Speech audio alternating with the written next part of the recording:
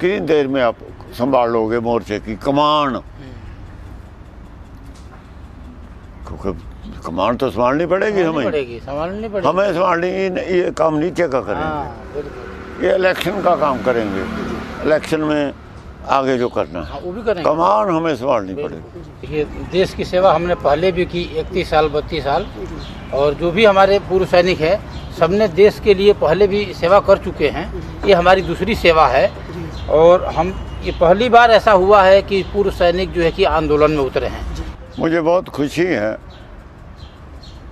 कि इन पूर्व सैनिकों ने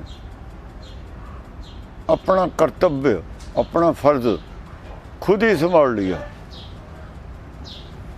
जिस गुलामी के खतरे की प्राणों की होती दे के बाहर से रक्षा करी, वो चोर मोरी से गुलाम हमें बना रहे हैं सरकार। हम गुलाम ना बन जाएं, ये सरहदों पे बैठे हैं, लेकिन वो सरकार चोर मोरी से हमें गुलाम बना रही है। इनकी सब कुर्बानियों को कुएं में डाल रही कर गुलाम बनाने की सोच रही है सरकार। इतने बुद्धू सैनिक नहीं हैं, लोग नहीं हैं, ये बड़े बड़े दिमाग के आदमी हैं, बड़े बड़े इनमें अफसर हैं, सब जानते हैं। सरकार चोर मोरी से हमें गुलाम नहीं बना सकेगी।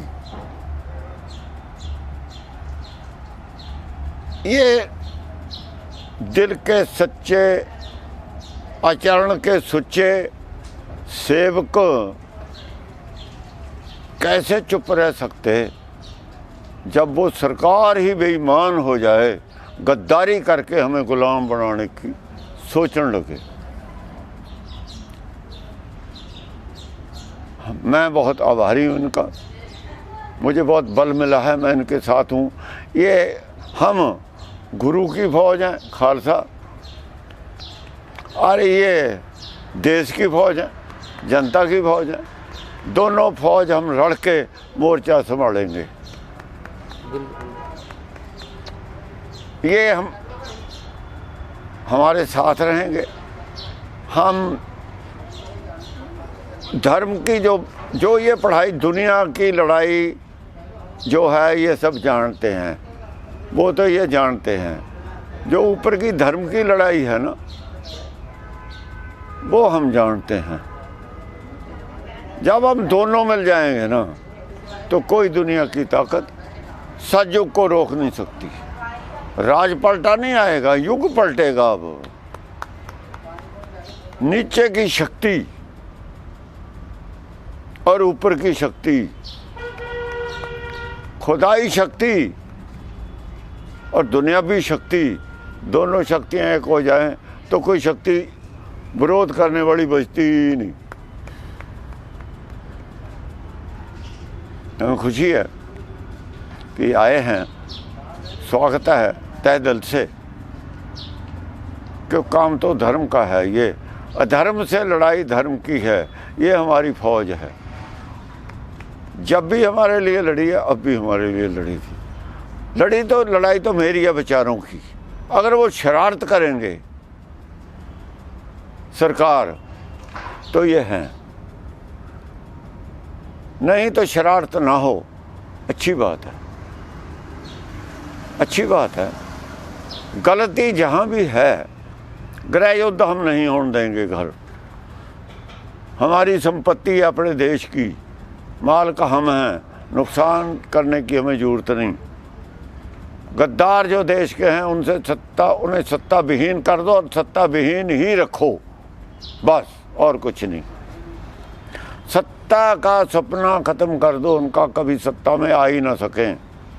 आगे झूठ बोल के अब नहीं आएंगे, आगे को कभी भी नहीं आएंगे अब आगे को। देश की जनता से हम यह कहना चाहते हैं कि हमारा सरकार से या इन नेताओं से कोई लड़ाई नहीं है, इनकी गलत नीतियों से लड़ाई है। ये गलत नीतियाँ अपनी छोड़ दें और इसको वापस ले लें तो हमारी कोई लड़ाई नहीं है। और दूसरी बात ये है, ये जो राजनीति होती है यह कोई नौकरी नहीं है, किसी ने इसमें कंपटीशन जीत करके नहीं आया है। ये जनता द्वारा चुना हुआ प्रतिनिधि होता है, जो एक समाज सेवा करने के लिए होता है। तो इसमें कोई तनख्वाह नहीं होना चाहिए। फिर भी मान लिया कि यदि उसको खर्चे के लिए कुछ चाहिए, इधर उधर आना जाना है, तो उतनी ज़रूरत है जितनी कि मतलब उसको खर्च चल सके, उसको कई पीढ़ी तक इकट्ठे करने के लिए नहीं चाहिए। अच्छा, यदि सारी नौकरियों की जब पेंशनें बंद कर दी गई तो इसमें पेंशनें किस बात की? यदि पेंशनें रख भी रहे हैं तो एक पेंशन होना चाहिए जिससे सम्मानपूर्वक वो अपनी ज़िंदगी जी सके, न कि 5-5, 4-4, 6-6 पेंशनें उसको लागू हो। तो इस तरह की गलत नीतियों को हम दूर करने के लिए अब हम यह चाहते हैं कि अभी तक तो देश की जनता ने सरकार सैनिकों के नाम पर बनाया है, अब ये देश की जनता सैनिकों को भी इसमें लाए और इसको साफ सुथरी राजनीति करके दोबारा सोने की चिड़िया बनाए, जो कि किसी तरह की कोई हम इसमें यह नहीं चाहते हैं कि गलत हो, और ये राजनीति समाज सेवा जैसे होना चाहिए वैसे हो। और हम दोबारा जो है कि यह चाह रहे हैं कि हम सभी मिल करके, हम सैनिक हैं, खालसा लोग हैं, वो भी एक सैनिक ही हैं, वो भी देश की रक्षा ही करते हैं। आज से नहीं, मुगलों के समय से, अंग्रेज़ों के समय से इन्होंने ये जो कुछ भी धारण किया, ये सिर्फ उनको हटाने के लिए, बुराइयों को भगाने के लिए इन्होंने धारण किया। ये हमारे हिंदू ही थे, कोई अलग कास्ट से नहीं आए, और इनका जन्म भी 1699 में हुआ, ये सबको पता है। बुराई से लड़ने के लिए इसका जन्म हुआ, न कि ये कोई अलग से कोई था।